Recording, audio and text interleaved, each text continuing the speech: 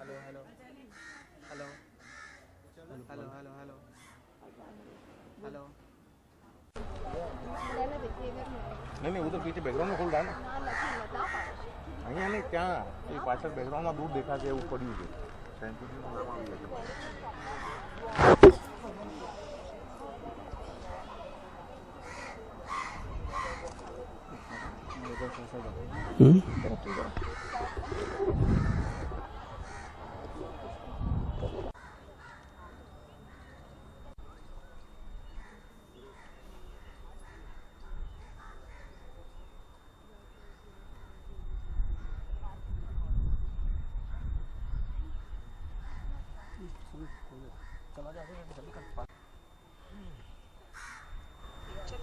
So, Yes, have you always been an animal lover? absolutely. Always been a nature lover. Okay. I think very early in life I understood, courtesy my parents and my school, how I am a part of nature. Okay. And how connected the relationship between the life of a tree, a spider, a bumblebee, a bird, a tiger and me is. Okay, alright. What did you think about this event and how did you find the kids? I love Kids for Tigers. They always give me a great sense of hope and inspiration. I've been championing the cause of nature with them now for over 4 years, and I have a very close, long-standing relationship with Sanctuary Asia. And this is actually one of their most proactive, most wonderful programs, because what they've done is they've identified the need for people who live in urban cities to develop a relationship with nature at a very young age. Okay. Many of the mistakes that we see civic bodies making, people in government making, grown up adults, educated people making, when it comes to anything related to nature, Right.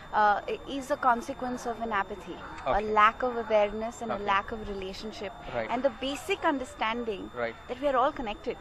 Right. What we do to the environment, we're doing to ourselves. Right.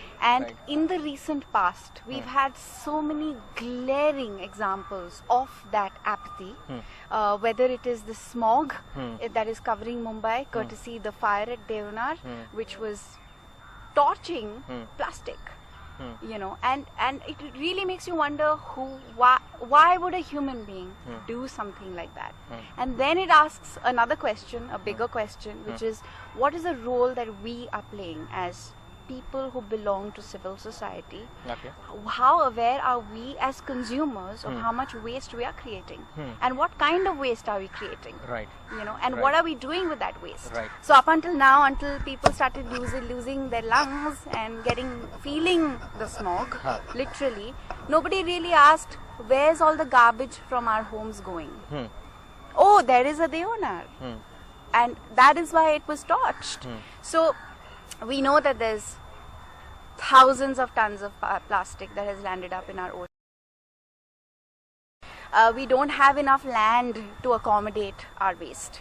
So big important questions need to be asked of ourselves first, and of governments, of what they plan to do to seek tangible solutions that are environment friendly and Right. that help us develop a more sustainable, environment friendly economy and livelihood. Okay. What do you think could be done from your end? Do you have any suggestions? Well, there is enough evidence of countries that are making very conscious moves where there's garbage segregation is a very important component of that. First, it starts with segregation. Second is conversion of that plastic into fuel. Okay. There is technology and innovation that supports that. Okay. Then calling back. Okay. Companies calling back the material they're setting out into the market. Okay. That makes a big difference. Okay. The third and the most important is recycling plastic. Okay. You know, not creating, and also there are countries now that are making pelts, plastic pelts, and laying out roads with it. So you don't need to cut into a stone. Okay. You can use that plastic that Okay. is your waste, Okay. make pelts out of it, and Okay. those roads are more durable, more long lasting. There are many solutions, Right. the list can go on. We have them, we haven't started to use them yet. Right. I was reading through your Twitter line. I read your tweet about what happened in Bangalore about the Tanzanian woman. Anything? What makes you feel about such incidents? I mean, where are we going as people, as human beings? it makes my stomach churn. It's sickening to the gut. It's not even something that you can look at and say, what has become of us? I think it's beyond that, It is deplorable. It's the lowest form of human being, It's really, really sad. And it also is an indication of how horrible anger is. Very sweet exercise I saw teachers do recently with children. They made them shut their eyes. They said, so your good traits are like the favorite food dishes you want to eat. There's a beautiful, fantastic dal, there's a lovely, fantastic sabji, your favorite ingredients all on the plate, which are your character traits.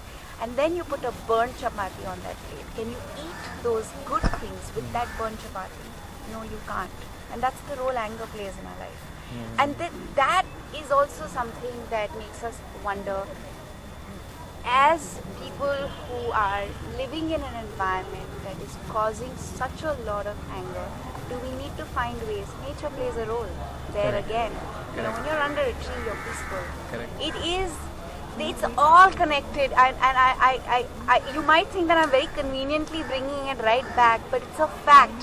Why did our Rishi Munis choose to sit under trees to meditate? Why did they find peace in nature?